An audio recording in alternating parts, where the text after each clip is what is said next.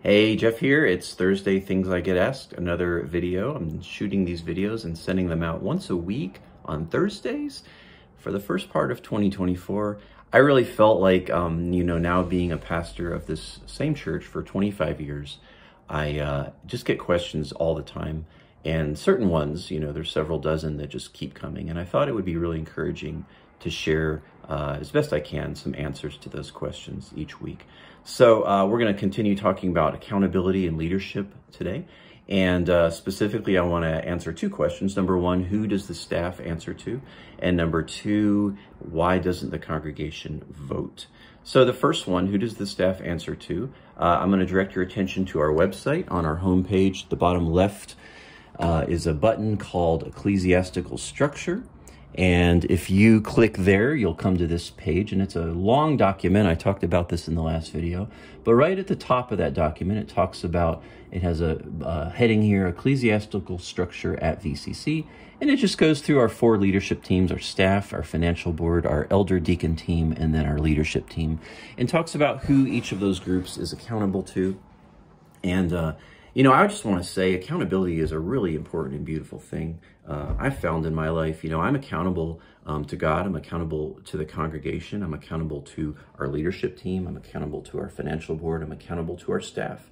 And beyond that, I'm accountable to in the Vineyard, we have what's called an area leader, which is a person or couple that takes care of about 12 churches in the Georgia area. And then beyond that, they have a regional leader that is responsible for, I think, about 80 churches. And then above that, they have what they call a super regional leader, which is involved in over several areas and states. And so I'm in a relationship with all those people regularly at conferences and meetings and gatherings. And, it's really just really important that I'm able to have people in my life that can speak into my life and help me have vision and stay in the right place and that sort of thing. And then, the other beautiful thing about accountability is in an authority is you also have people that are taking care of you. So I have these groups I just mentioned that take care of me, that want to make sure there's sunspots in my face. There we go. They want to, that they're taking care of me, that I have people that are looking out for me, that are praying for me, that are protecting me. So that's very, very, very important and necessary that we have that.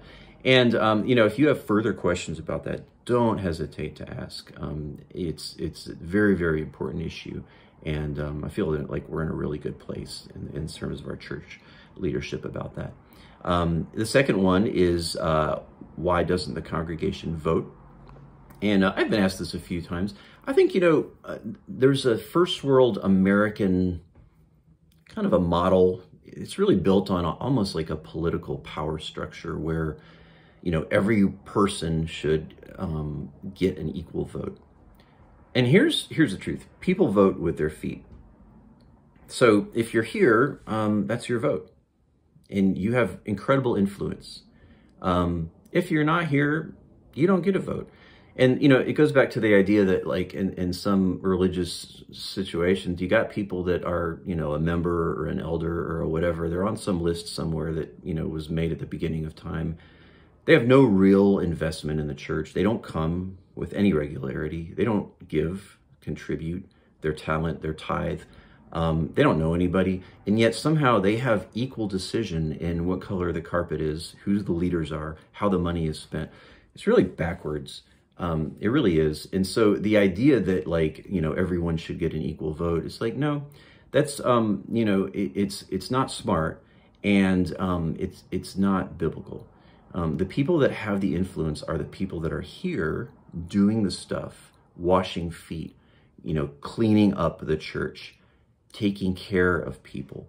And those are the people, and again, we're following a biblical model, and in the biblical model, people came and went, and it was the leadership of the church. And in a church like ours, that's about 200 people, there's about 20 or 25 people that are the ones who are voting, in essence. They're making the decisions about doctrine, about money, about programs, about our facility, etc. And those are people that have come here, have served, and have risen up in leadership. And, that's It's an important thing. You know, the Bible says that, you know, be very slow to lay on hands on people. And the reason is leadership is it is a burden. And I have to service what I sell. I have to warranty what I do, as does any leader in this church. So, you know, it's just really important when it comes to that, you know, it's rather than like, why don't I get to, it's like, why don't you jump in and do your part, and we'll give you some responsibility. Be careful what you ask for. It's better that you have a millstone tied around your neck and you're thrown into the heart of the sea than you lead someone astray. That's a tall standard.